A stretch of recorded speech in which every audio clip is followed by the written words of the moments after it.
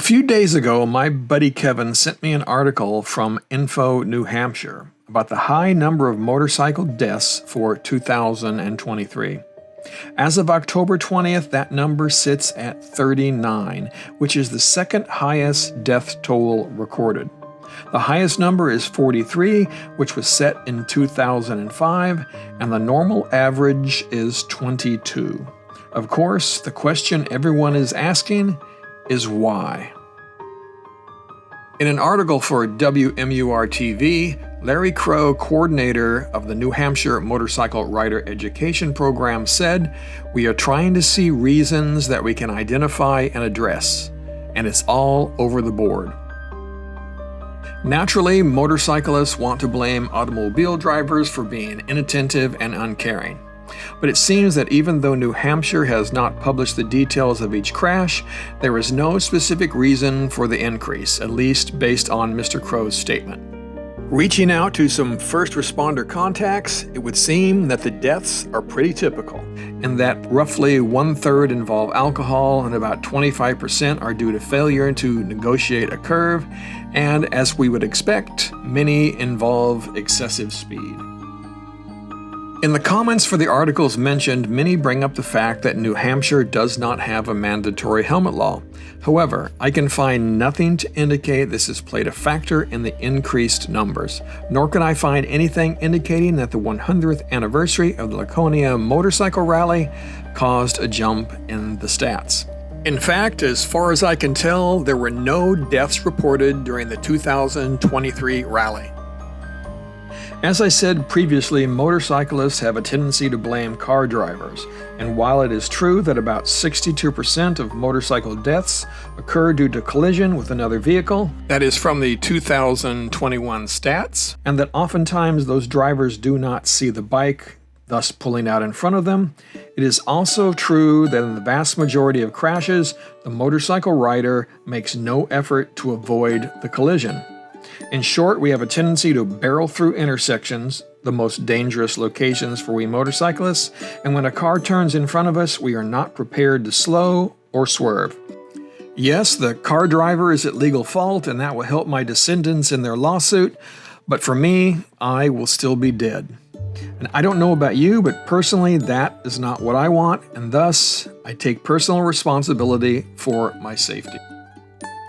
Larry Crow, the coordinator of New Hampshire's Motorcycle Rider Education Program, believes this take responsibility approach is the best course of action to reduce motorcycle deaths.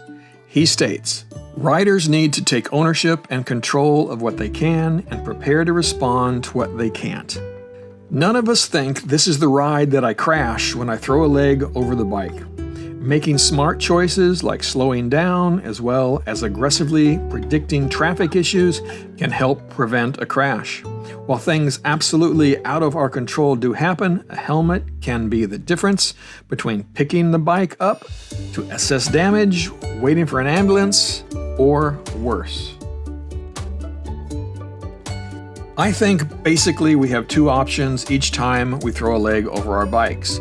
We can expect that everyone should look out for us and demand they respect our right of way, or we can realize that no one is going to look out for us and accept the responsibility for our personal safety. Just because we have the legal right of way does not mean another driver is not going to violate that right, and we need to both anticipate potential dangers and be prepared to avoid the accident. While I'm sure those of you who are watching this video are great riders, the unfortunate fact is that most have not taken any advanced training, nor do they practice things like emergency stops. While I typically do this at the beginning of each year, I know I certainly could throw in a few more practice sessions during the riding season. I did a previous video on the bikes that we old guys should be riding. If you have not seen that, you can watch it by going to the link that I'm showing you here, or it'll be in the description of this video. Well, in that one, I mentioned some stats about how motorcyclists are aging and how fatal accidents are increasing. I think unpacking some of those stats would be helpful here as well.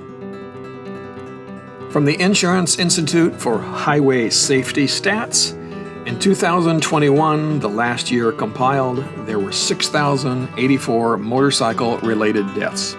38% were single vehicle crashes and 62% multiple vehicle crashes. 35%, or 2,133, of the riders killed were over 49 years old, and 18%, or 1,078, were between 40 and 49. That means those 40 and over make up 53% of the total riders killed. This is a switch from the 1980s when more younger riders were killed. This is primarily because as a community, we riders are aging and we are not being replaced by a new generation. However, it is also true that the total number of motorcycle-related deaths is also increasing as this demographic change is taking place. Looking at the numbers over the last 20 years, we can see that motorcycle-related deaths have been on the rise from a low of 3,710 in 2003 and a high in 2021 of 6,048. Also, the kind of bikes involved in these accidents is changing. In the past, sport bikes were the largest single category, but now with the aging population, things have changed. Looking at the chart below, we can see that large cruisers and touring bikes, those over 1,000 cc, account for 2,457 of the bikes used during fatal crashes, whereas naked sport bikes, sport touring, and super sports account for 1,976 deaths. Again, reading from the IIHS stats, among fatally injured motorcycle drivers in 2021, 83% of cruiser or standard motorcycle drivers were 30 or older, as were 93% of touring bike drivers. In contrast, 46% of fatally injured supersport and super unclad sport drivers in 2021 were younger than 30. Motorcycle riders are getting older as a group. The median age is now around 50 years old. It was 47 in 2022. We tend to ride large cruisers or touring bikes. While the increase in age and type of bikes can be explained by demographic changes, the disturbing trend, as we talked about earlier, is that the number of deaths is also increasing. A total of 6,084 motorcyclists died in crashes in 2021. That is the highest number recorded and a 21% increase since 2019. Motorcycle deaths accounted for 14% of all motor vehicle crash deaths in 2021 and were nearly triple the number of motorcyclist deaths in 1997. 2020 and 21 were of course COVID years, and we did have an uptick in the number of motorcycles sold. We had a lot of people looking for things to do outside of lockdown, and thus there were a lot of untrained, unexperienced, or returning riders buying bikes. COVID could account for the 21% increase in deaths, but as the IIHS stats indicate, the death toll has been rising since the late 90s, and states like New Hampshire are still seeing rises this year. Unfortunately, we will have to wait and see what the numbers look like for 2022 and 2023. You make what you will of these stats, but I think it is unquestionable that we motorcyclists are getting older and the number of fatal accidents are also increasing by substantial percentages. Is there a correlation? Well, I don't know, but it sure causes me to pause and think about what I can do to keep myself safe. I am in no way suggesting that we older riders stop enjoying our favorite pastime. I certainly am not going to stop anytime soon. Our ability to ride and control a motorcycle is a very individual skill. Some of us older riders are fit and alert, while others of the same relative age deteriorate faster. As I said in my previous video, it is up to us to be honest with ourselves and make the appropriate changes or corrections that will allow us to continue riding safer into our later years. Maybe one of those changes is to get a smaller bike or maybe a trike, but certainly all of us can benefit from additional practice and training.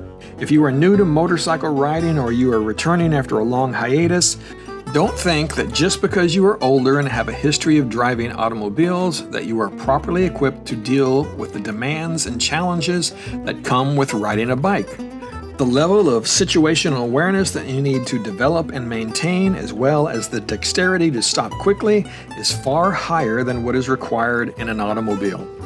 Many times, they really do not see you, at least until it is too late. We need to be prepared and aware. Ride safe, my friends.